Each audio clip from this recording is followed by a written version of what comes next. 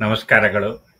ನಾನು ಬೋಡೆ ರಿಯಾಜ್ ಅಹಮದ್, ಅನುವಾದಕ, ಕಲಬುರಗಿ. ನಾನು ಇಂದು ಪರಿಚಯಿಸುತ್ತಿರುವ ಪುಸ್ತಕ ಶೇಖ್ ಸಾದಿ ಅಥವಾ ಸಾದಿ ಶಿರಾಜಿಯವರ ಗುಲಿಸ್ತಾನ್ ಎಂಬುದು. ಇದು ಫಾರ್ಸಿಯ ಗ್ರಂಥ, ಕನ್ನಡದಲ್ಲಿಯೂ ಅನುವಾದ ಆಗಿದೆ. ಅದಕ್ಕಿಂತ ಮೊದಲು ನಾನು ಶೇಖ್ ಸಾದಿ ಶಿರಾಜಿಯ ಬಗ್ಗೆ ಸಂಕ್ಷಿಪ್ತವಾಗಿ ಅವರ ಪರಿಚಯ ಮಾಡಿಸುತ್ತೇನೆ.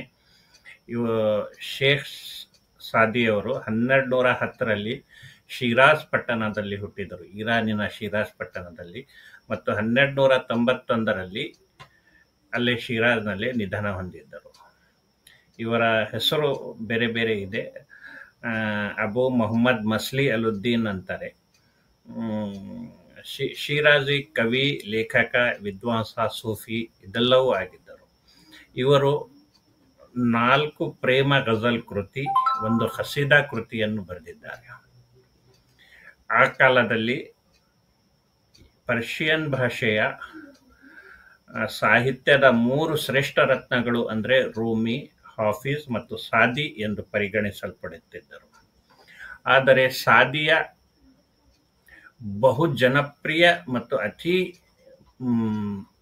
ಪ್ರಚಾರವಾದಂತಹ ಗ್ರಂಥಗಳೆಂದರೆ, 1ನೆಯದು ಗುಲಿಸ್ತಾನ್, ಇದರ ಅರ್ಥ ಹೂದೋಟ. ಇನ್ನೊಂದು ಬೂಸ್ತಾನ್, ಅದು ಸಹ ಹೂದೋಟ. ಈ ಗುಲಿಸ್ತಾನ್ ಕೃತಿಯನ್ನು ಕನ್ನಡಕ್ಕೆ ಶ್ರೀ ಗುರುನಾಥ್ ದಿವೇಕರ್ ಎಂಬವರು ಅನುವಾದ ಮಾಡಿರುತ್ತಾರೆ. ಇದು 1969ರಲ್ಲಿ ಸಮಾಜ ಪುಸ್ತಕಾಲಯ, ಧಾರವಾಡದಿಂದ ಪ್ರಕಟ ಹೊಂದಿರುತ್ತದೆ. ಈ ಕೃತಿ ಒಂದು ತುಂಬ ಮಿಸ್ಟಿಕಲ್ ಕೃತಿ ಮತ್ತು ರೂಮಿಯ ಕೃತಿಗಳಂತೆ ಇದು ಹಲವು ಜೀವನಾನುಭವದ ದೃಷ್ಟಾಂತಗಳನ್ನು, ಅನುಭಾವದ ದೃಷ್ಟಾಂತಗಳನ್ನು ಒಳಗೊಂಡಿದೆ. ಈ ಕೃತಿಯಲ್ಲಿ ಒಟ್ಟು 8 ಅಧ್ಯಾಯಗಳಿವೆ. ಅವೆಂದರೆ ಬಾದೇಶಹನಿಗೆ ನೀತಿ ಪಾಠಗಳು, ಫಕೀರ ದರ್ವೇಶಗಳು ಹೇಗೆ ಆಚರಿಸಬೇಕು, ಸಂತುಷ್ಟಿಯ ಮೇಲ್ವೆ, ಮೌನದ ಲಾಭಗಳು, ಪ್ರೇಮ ಮತ್ತು ಯೌವನ, ಮುಪ್ಪು ಮತ್ತು ದುರ್ಬಲತೆ, ಶಿಕ್ಷಣದ ಮೇಲ್ಮೈ, ಸಭ್ಯತೆ ಮತ್ತು ನಡವಳಿಕೆಯ ನಿಯಮಗಳು, ಈ ತರಹದ ಅಧ್ಯಾಯಗಳು ಇವೆ. ಇದು ಮೂಲತಃ ಮೂಲ ಪರ್ಷಿಯನ್ ಭಾಷೆಯಲ್ಲಿ ಅದು ಪದ್ಯದಲ್ಲಿದೆ. ಯಾಕಂದರೆ ಆಗ ಯಾವುದೇ ಕೃತಿಯನ್ನು ಪದ್ಯದಲ್ಲಿಯೇ ಬರೆಯುವ ಪರಿಪಾಠವಿತ್ತು. ಆದರೆ ಕನ್ನಡಕ್ಕೆ ಅದನ್ನು ಗದ್ಯದಲ್ಲಿ ಅನುವಾದ ಮಾಡಲಾಗಿದೆ. ಇದು ಬಹು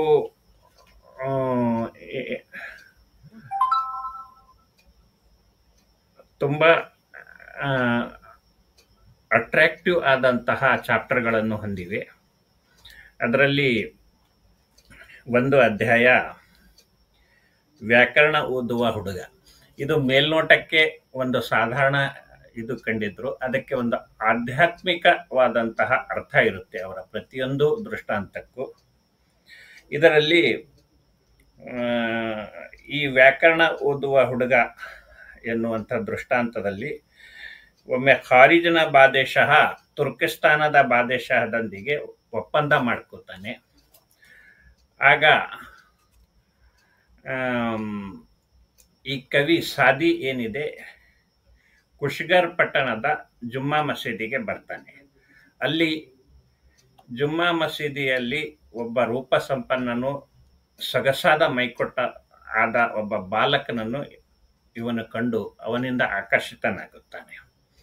ಆಗ ಅವನು ಹೇಳ್ತಾನೆ, ನಿನಗೆ ನಿನ್ನ ಗುರುವು ವನುಪು ವಯ್ಯಾರವನ್ನು, ಪ್ರೇಮಿಗಳನ್ನು ಕೆಣಕುವ ಹಾವಭಾವಗಳನ್ನು ಕಲಿಸಿದಂತೆ ತೋರುತ್ತದೆ. ನಾನು ಇಷ್ಟು ಚೆಲುವನ್ನು ಇನ್ನೂವರೆಗೆ ನೋಡಿಲ್ಲ. ಇವನ ಹಾವಭಾವಗಳನ್ನು ಮನುಷ್ಯನು ಕಲಿಸಿರಲಿಕ್ಕಿಲ್ಲ. ಅವುಗಳನ್ನು ಅಪ್ಸರೆಯರೇ ಕಲಿತಿರಬೇಕು. ಆದರೆ ಈ ಹುಡುಗ ವ್ಯಾಕರಣದ ಪಾಠ ಓದ್ತಾ ಇರ್ತಾನೆ. ಆವಾಗ ಕರ್ತರಿ ಪ್ರಯೋಗದ ಒಂದು ಉದಾಹರಣೆ ಬಾಯ್ಪಾಠ ಮಾಡ್ತಿರ್ತಾನೆ. ಝೈದನ್ನು ಅಮರನನ್ನು ಹೊಡೆದನು ಎನ್ನುವಂಥ ವ್ಯಾಖ್ಯ. ಆಗ ಈ ಕವಿ ಹೇಳ್ತಾನೆ, ಹುಡುಗ ಹೊಡೆದಾಟದ ಮಾತೇಕೆ, ಖರೀದ್ ಮತ್ತು ಖತ ಈ ರಾಜ್ಯಗಳಲ್ಲಿ ಈಗ ಒಪ್ಪಂದವಾಗಿದೆ, ಇನ್ನು ನೀನು ಝೈದನ್ನು ಅಮರನನ್ನು ಹೊಡೆಯುತ್ತೀಯ ಅಂತ ಹೇಳ್ತಾ ಇದ್ದೀಯಲ್ಲ. ಆಗ ಆ ಹುಡುಗ ನಸುನಕ್ಕು ನೀನು ಯಾರೆಂದು ಕೇಳ್ತಾನೆ. ನಾನು ಪವಿತ್ರ ಪಟ್ಟಣವಾದ ಶಿರಾಜ್ನವನು ಅಂತ ಹೇಳ್ತಾನೆ.